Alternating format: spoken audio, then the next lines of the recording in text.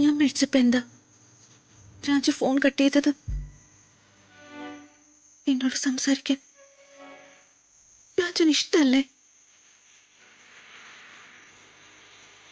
രാജുവിന് എന്നെ മറക്കാനും എന്നെ കല്യാണം കഴിക്കാതിരിക്കാനും കഴിയൂ? രാജുവിന്റെ കണ്ണുകളിൽ എന്നോടുള്ള സ്നേഹം ഞാൻ എപ്പോഴും കാണാറുണ്ട്. പിന്നെന്താ എന്നെ കല്യാണം കഴിക്കണമെന്ന് പറയുമ്പോ രാജു ഇങ്ങനെ ഒഴിഞ്ഞു മാറുന്നത്? ഒന്നും അങ്ങോട്ട് മനസ്സിലാവുന്നില്ലല്ലോ.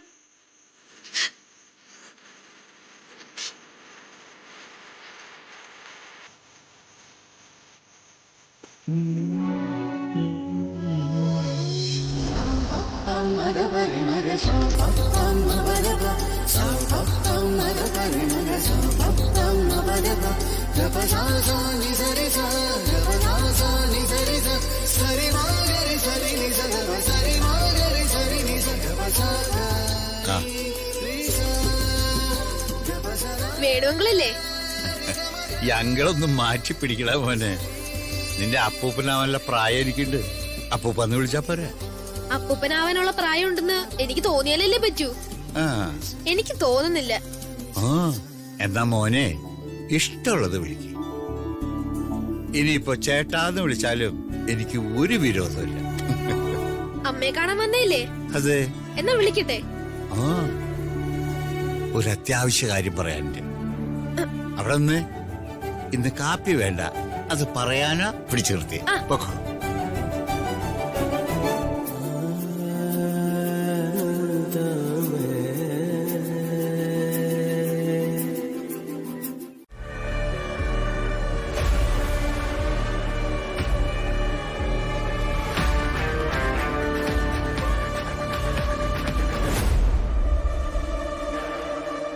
ഇതെന്താ എന്റെ പേര് ലെറ്ററിനകത്ത്? പിന്നെ കല്യാണക്കത്തില് കല്യാണ ചെറുക്കന്റെ പേര് വേണ്ടേ? എന്ന് വെച്ചാ എന്തോന്നളിയത്? ഇത് അളിയന്റെ രമ്യയുടെ കല്യാണക്കുറിയുടെ മോഡലാ. ഞാൻ അറിയാതെ എന്റെ കല്യാണോ ആര് തീരുമാനിച്ചു?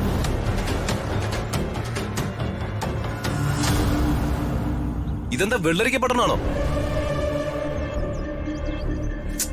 ആര് തീരുമാനിച്ചു ഇതൊക്കെ? മോനെ, ഞാനാ തീരുമാനിച്ചേ. അമ്മ തീരുമാനിച്ചെന്നോ?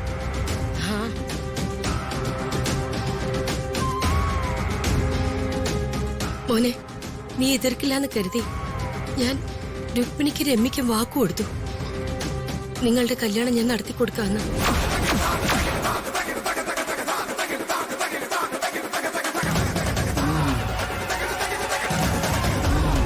രുക്മിണി ഹരീഷിനെയും ശ്രീലക്ഷ്മി അംഗീകരിക്കാന്ന് പറഞ്ഞപ്പോ ഞാൻ മറ്റൊന്നും ചിന്തിച്ചില്ല മോനെ. ദൈവത്തെ സാക്ഷിയാക്കി ഞാൻ വാക്കു പറഞ്ഞു.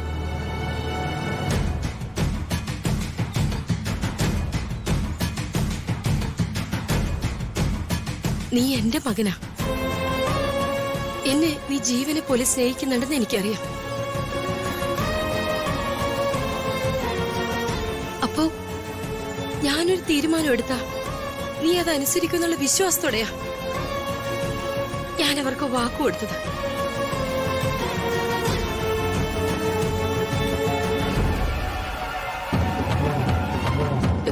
എന്റെ മോൻ ഈ അമ്മയെ കരയിപ്പിക്കരുത്.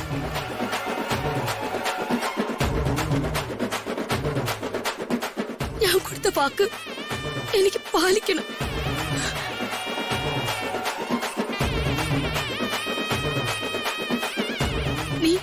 നിന്നെ സ്നേഹിക്കുന്ന ഈ കുട്ടിയെ കല്യാണം കഴിക്കേ.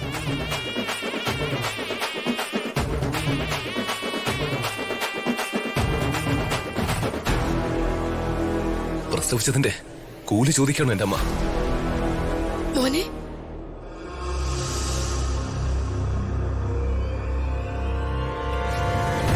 ഇതിലും ഭേദം അമ്മയ്ക്ക് എന്നെ കഴുത്ത് ഞെരിച്ചങ്ങ് കൊല്ലായിരുന്നു.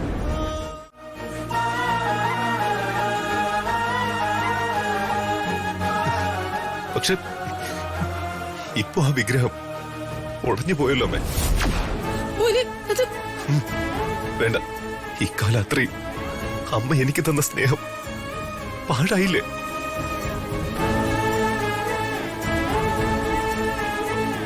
എന്റെ ജീവിതം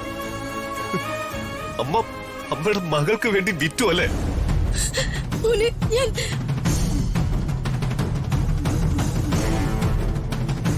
എന്തിന് ഞാനിനി ജീവിക്കണം?